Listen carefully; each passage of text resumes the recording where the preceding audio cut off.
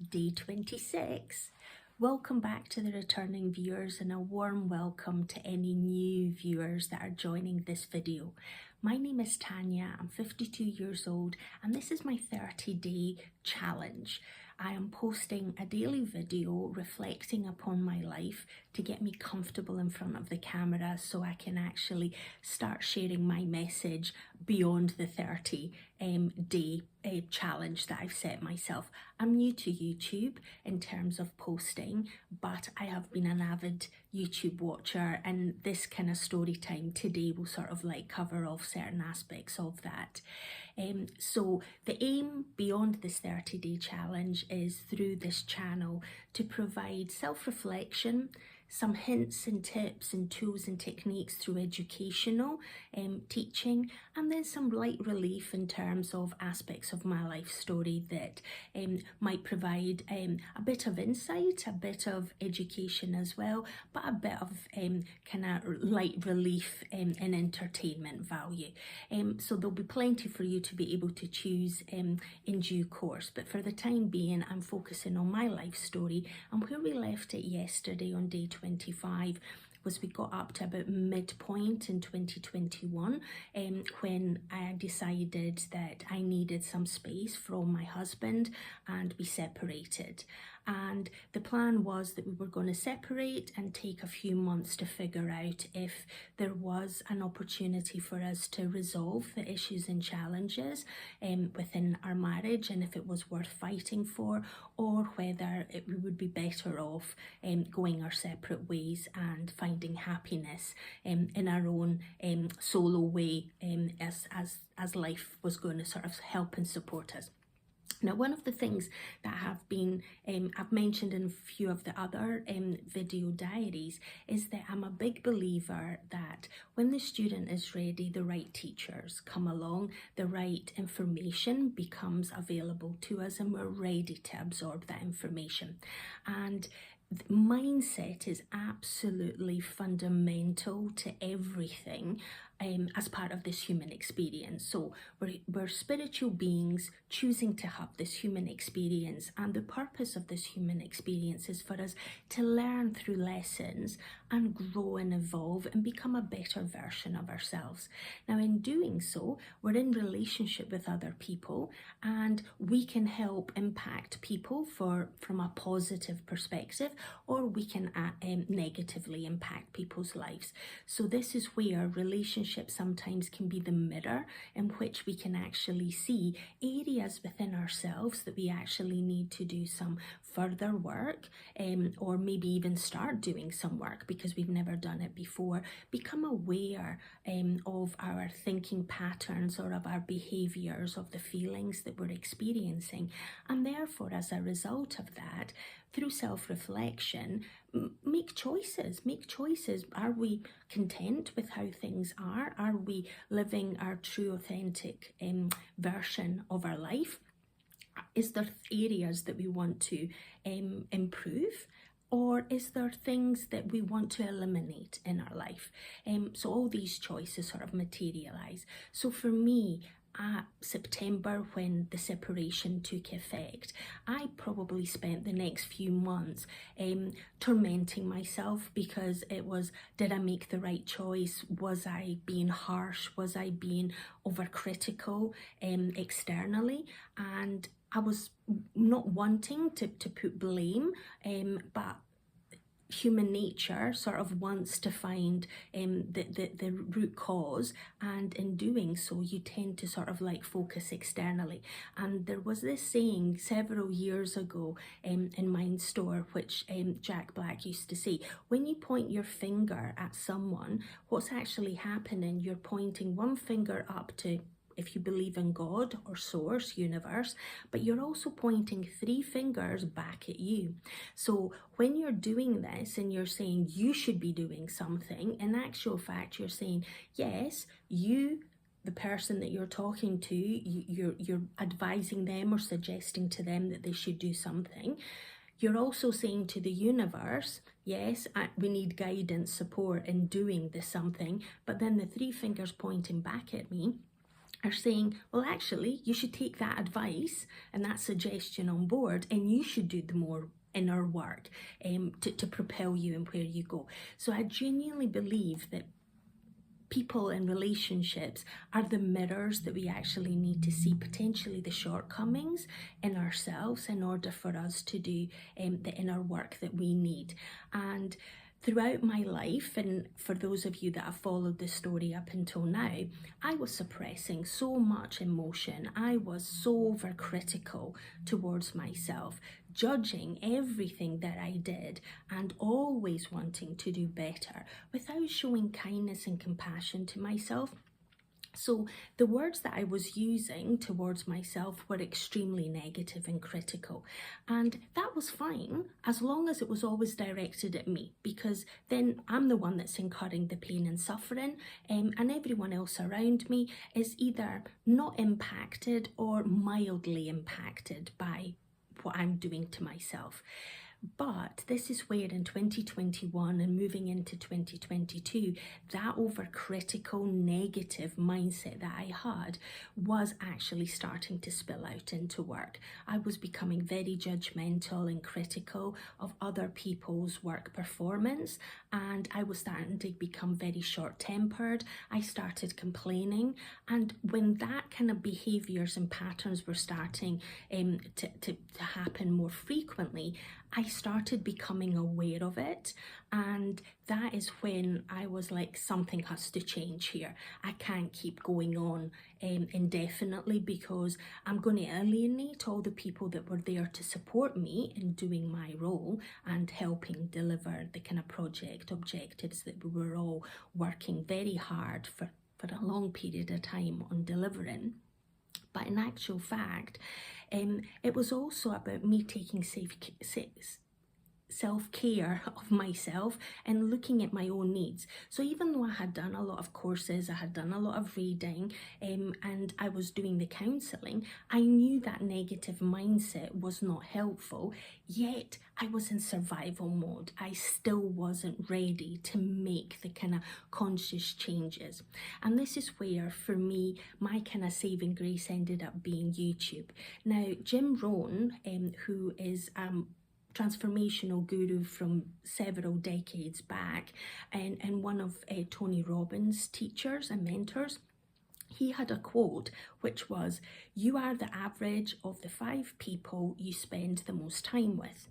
So for me, what I actually found was that my family unit and a lot of my kind of friendship groups, in order for them to support me and show me the care and affection that they wanted to, they were fairly critical and judgmental of my relationship with my husband. So when I decided to separate, they straight away sort of run to their own conclusions, and they were almost like, you need to go, no communication, no interaction with him, and you need to focus on yourself. So I know that they were doing it from a good place, a heart-centered. They were trying to take care of me.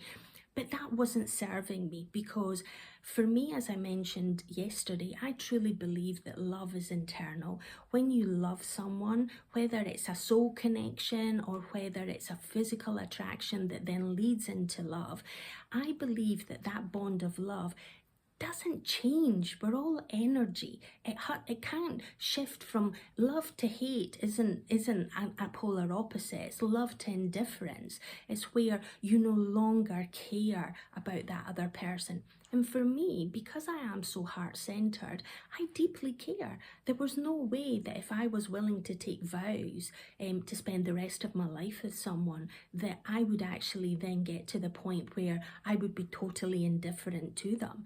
For me, love had to be the kind of prevailing answer, and it has been the case for me. But the love morphs and changes. So as I mentioned yesterday, for me, it was never because you love someone that you spend your entire life with them. You can love them from a distance. You can love them for the lessons that they helped you to learn about yourself and the growth that you've experienced. And that is the kind of relationship that I have now with my ex-husband. And that is the kind of key foundation for me. So as a result, for me to be able to survive through the remainder of 2021 and into 2022, where there was still a lot of raw emotion, a lot of stress, and a lot of self-criticism for me not making better financial decisions, me not creating healthier boundaries in my life, me not standing up for what I genuinely wanted and needed in my life, and just people pleased and overgave and went above and beyond in every aspect for everyone else, but I was the one that was actually suffering. So this is where, as I mentioned, YouTube became my saving grace, because I was able to tap into the educational elements. And for me, the kind of fundamental teachers that I actually had was, in addition to Tony Robbins and the courses that I had done in 2021, the virtual kind of life mastery and the wealth mastery, I also found Mel Robbins, and my high five is one of her kind of tools. Let them is another kind of saying and mindset that I've actually got now. And she also had a 5, 4, 3, 2, 1, the kind of backwards countdown to get yourself to motivate and just get up and do something to change your state fairly quickly. But another person that I've mentioned his quote previously is the mind architect, Peter Crone. And there's a lot of podcast interviews that he had done over probably the past 3 to 4 years. So I've watched a lot of his content. And this is where Tony Robbins says that the mother of all skill is repetition. And Marissa Peer also advocates that is repetition is what actually gets it from our kind of short-term memory into the long-term memory, and then into our subconscious automatic kind of brain power. And in order for me to actually do that, I needed to consume a lot of that educational, motivational material. And over time, I sort of resonated with this kind of idea that we are these beings doing the best that we can, and judging others is us not sort of like seeing the true the true effort that people are putting in to make their life the best that they can. And some of us have got the right tools, the right teachers, the right techniques, and we're still not doing it. So how could I then be judging someone that didn't have, they were blind to all this education and information that was actually available to them? But I was actually trying to compare them to myself, or how I expected them to behave, because I sort of mentioned once or twice something, but it hadn't moved from the kind of short term to the long term and then into the subconscious. And it also becomes a fundamental kind of issue that you need to want to change. That's the bottom line. If people are content and happy being on this kind of spectrum of, if they're not in pain and they're maybe not necessarily in pleasure, but you're in a midpoint kind of position and you're happy to be there because you've got contentment, joy within your life, and you're not suffering, then who am I or anyone to say that you need to be further up the spectrum or in the Maslow's hierarchy of needs, that you need to be in like the kind of high self-esteem and in the self-actualization.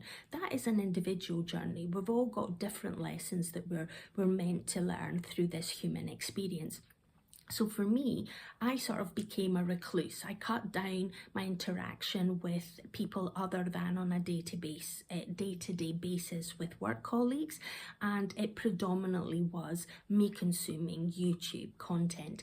Now, there wasn't just the pure kind of podcast, because I was listening and watching a lot of Steven Bartlett's content, as I mentioned, Mel Robbins and Peter Crone, and then the Tony Robbins little insights, a little bit more the kind of challenges that he was sort of introducing through Facebook. I was doing a lot of that activity.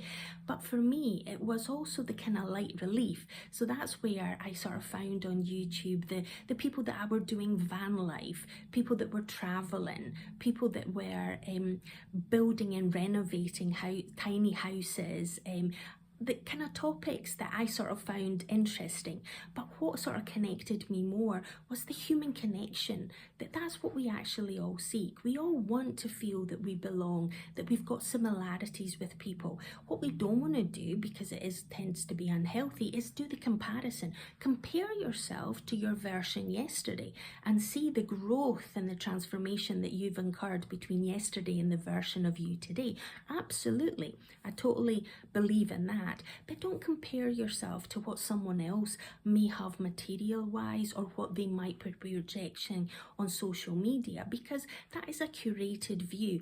And as I'm sort of demonstrating through these diary vlogs, for the people that actually do know me and have known me for a number of years, there's probably a lot of information that I'm sharing in these diary vlogs that is probably brand new information, because as I mentioned previously, I sort of demonstrated this kind of happy-go-lucky, cheerful, positive, encouraging, empowering person, helping others achieve their goals and aspirations in life, because I was wanting to help everyone else, because it was too painful and hard for me to look inwards and help myself.